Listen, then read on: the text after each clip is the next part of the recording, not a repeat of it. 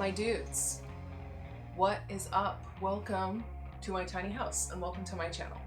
My name is Stacy. Today I want to talk to you guys about something that I think is really intrinsically tied into the tiny house movement, van life, life on wheels, nomadic lifestyle. So commonly you will see people who live this kind of lifestyle working for themselves. Maybe they create products that they sell in a store, brick and mortar store, or online.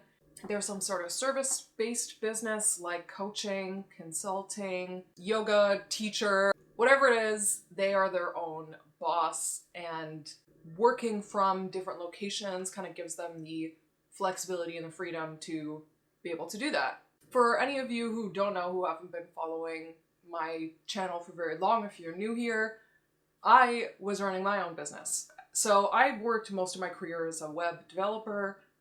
I did a lot of freelance stuff, which kind of forced me to also be a web designer, although my formal training is in coding. I co-founded my own business in 2019, which was about a year before I moved into this tiny house. So I was already working from home even before all the lockdowns and the world turned upside down. I was working for myself and working from home. I think in our culture, we really worship entrepreneurs. Whether they're, extremely in the public eye or even just like, influencers on Instagram, TikTok, YouTube, whatever it is. There's a lot of good attributes that are associated with a person who runs their own business. And that, by the way, might also be a business that you run entirely by yourself or you employ other people.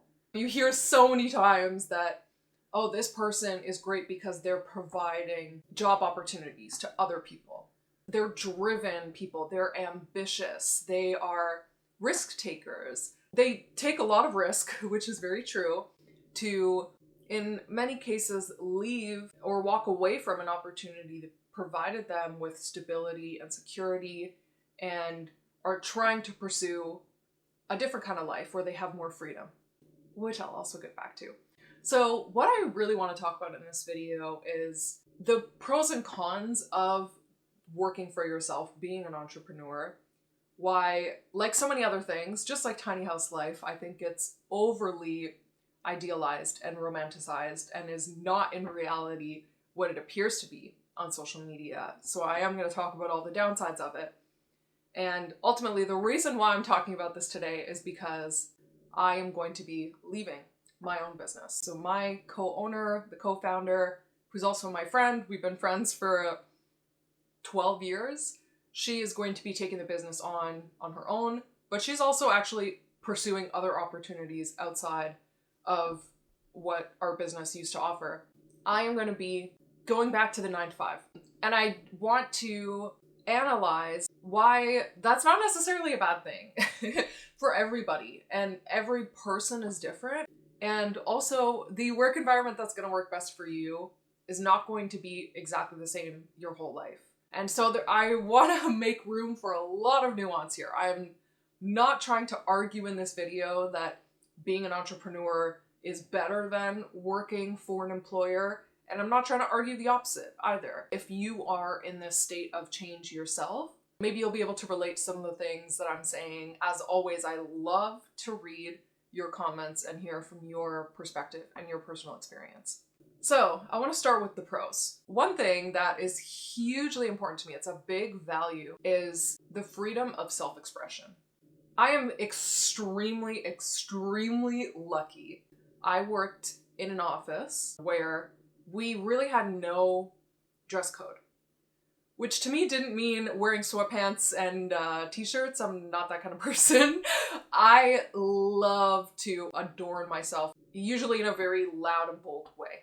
Even the fact that I have visible tattoos and facial piercings, in many office settings, that is considered inappropriate. And I knew that I would not be able to work in an environment where I had to dye my hair, a natural color, even though it is now. You get what I'm saying. Like, if I worked in a place where I had to cover up my tattoos, I would feel like I'm compromising who I am and my whole personality to appease my bosses, and that would not work for me. Also, the way that I speak. I swear a lot. And if I had to work in a place where they're like, oh, you can't really talk like that, that's inappropriate, I think it would really grate on my nerves after a while. There is a way to be yourself while still being professional. You know, there's a very fine line between being yourself, being authentic, swearing if you want to, and being inappropriate. So my point is, if you're working for yourself, it doesn't matter what you're wearing, how many tattoos you have, if you shaved your head, whatever. Like, you can be as yourself and authentic as you want. The biggest myth that I want to dispel here is the idea that when you're working for yourself, you have all this freedom. You do have a lot of freedom, let me be clear. So if I wanted to take a break in the middle of the day to go to the farmer's market, to take a hike, to do some yoga, to cook myself a meal, to, I don't know, watch a YouTube video, I could. And I did. Outside of course, I have meetings with clients occasionally. So sometimes I have to wake up at 8 a.m. to have a meeting. But the majority of the time, I get to set my own schedule. I even get to set my own availability. If I don't want to have a meeting at 8 a.m., I don't have to. Obviously, there's great advantages to that. The freedom to work on your own time basically means you're working all the time. I can say, oh, I only start work at noon. That means I'm working until 9 p.m. I'm working on the weekends. And definitely there are good time management skills that you need to learn to make sure that you don't burn out. But it's incredibly rare that someone who works for themselves has a very sustainable, very predictable schedule. If you're doing a coaching or a consulting service and you're only working 4 hours a day, good for you, but you're one of the lucky few. First of all, it is true that with great freedom comes great responsibility. The success of my client's business falls on me. You might not take your client's success personally. Obviously, there are, how do I say this? There are a lot of people who just want to get paid and get out, and that's it. If you have employees, their security, stability, safety is your responsibility. I've talked to a lot of tiny house builders who have talked about how important it was for them when they started their own business to make sure that they had all of their insurance, that their customers and also their employees are taken care of. So if I don't have enough work for my employees that month, they're not going to be able to pay the bills. They're not going to be able to pay the rent, and that falls on me. And again, if you're just like, making hand crafts, fiber art, jewelry, something like that, and just selling it online, if you have to, maybe advertise for yourself, you have to deal with customers who maybe are unhappy. Maybe they never got their shipment and you have to figure that out. The smaller the business that you run, the more hats you have to wear, the more responsibilities you have to balance. Russo, she was the co-founder or the founder of Nasty Gal, which is a fashion brand. And then she went on to write this book, Girl Boss, where, there's this huge social media movement around this idea of being a female entrepreneur. It's very empowering. The narrative that they build around it, whether that narrative is reflective of reality or not, we'll get into.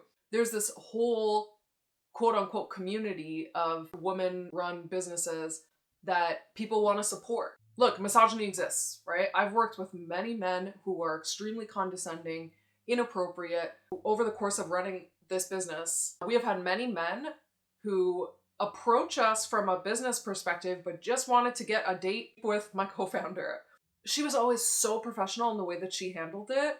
And I don't know how she managed, honestly. I would have blown up on so many of these men who conducted themselves in this way.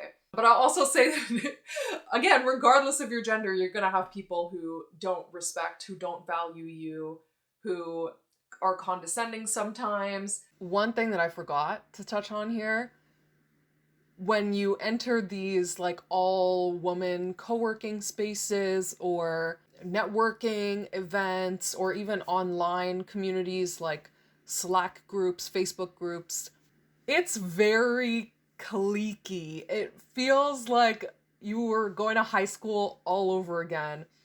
And if you didn't fit in with the girls in high school, you're not going to fit in with the girl bosses if you don't fit their image of what a girl entrepreneur is supposed to look like, from the way that you talk, your clothing choices, how you present yourself on social media, you're not going to be welcome into their circle. So I kind of just stopped trying. It felt very inauthentic to me. I don't want to participate in that. Probably the greatest pro of running your own business, although it's definitely a double-edged sword. You really prove to yourself what you're capable of.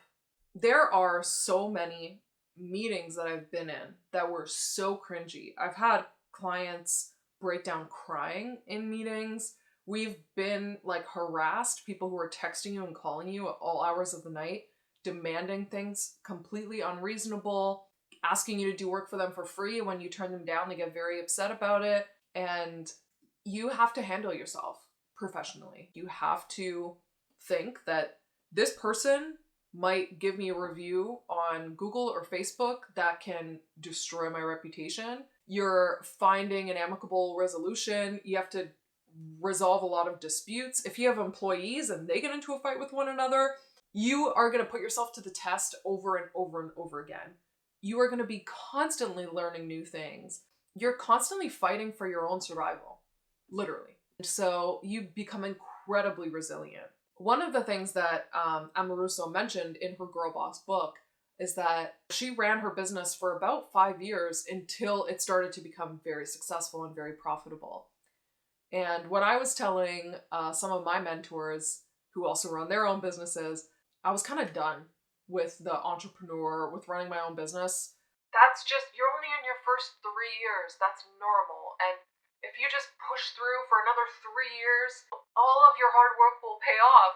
But I'm like, dude, I can't do this for another 3 years. I will say, I feel like I'm very good at maintaining my mental health, my physical health. I take breaks. I exercise every day. I eat really healthy food. I insist on getting at least 8 hours of sleep a night. A lot of people don't do that when they're running their own business. A lot of people really don't have the option, right? Especially if you're also managing other responsibilities, like you have children that you're taking care of. Your health goes by the wayside. Like, that's the first thing that you have to sacrifice for the success of your business.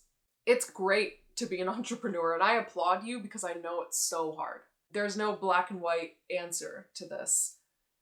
Maybe you're working a 9 to 5 and you're drained. You're just kind of going through the motions. You're not finding any fulfillment in what you're doing.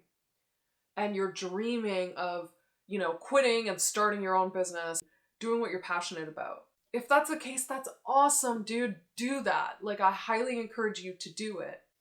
But then if you've been doing that for a long time and you're like, dude, I need stability. I need security. Health insurance is such a big reason why a lot of people would prefer to have an employer. And that's okay too. What you need in your life and what's important to you is going to change over time. When I was in my 20s, my tolerance for risk was much higher, and I was willing to have that. I'm not sure how I'm going to pay rent next month, but I'm going to figure it out. And again, that taught me a lot about myself. I'm so grateful for all those opportunities, and I would not change my experience for the world. But it's okay to make that change. It doesn't make you less of a person. It doesn't make you less ambitious. It doesn't make you less interesting to walk away from that. My own family and friends would tell me all the time that, like, I'm so proud of you. Your Instagram account is looking so great. Your portfolio website is looking amazing. The work that you guys are doing is so beautiful. And you should be so proud of yourself. And you're accomplishing so much. And then I'd look at my bank account and I'd be like, am I? What's a lot less important than how other people are perceiving you, because that's all performative anyways, is how you actually feel at the end of the day. And so even if you are a really successful businesswoman, #girlboss, but you don't feel fulfilled at the end of the day, and your Instagram presence looks poppin', but you're not feeling that proud of yourself at the end of the day, then there's something you need to analyze there. As with any of these trends that, pop up on social media, and it might be more in my echo chamber that I'm getting suggested on my explore page on Instagram. There is a lot of I was gonna say condensation. To be condescending towards people who work in an office, who work the 9 to 5. There can only be so many entrepreneurs in the world, right? Like, some people need to work for those entrepreneurs. I don't like this, I guess, hierarchy of, yeah, worship. So if you wanna, you know, admire this person at the top, fine. But remember that there are so many other people who bring that vision to life. If you're one of those people, that business wouldn't be successful without you. Any thoughts or feelings that come to your mind on this topic, leave them in the comments. I love discussing this stuff with you. If you totally disagree with me, that's cool too, man. Let me know about it. So I'm gonna leave it at that. Thank you for taking the time to watch this video all the way to the end. I really appreciate it. And that's all for now, folks. Take it easy.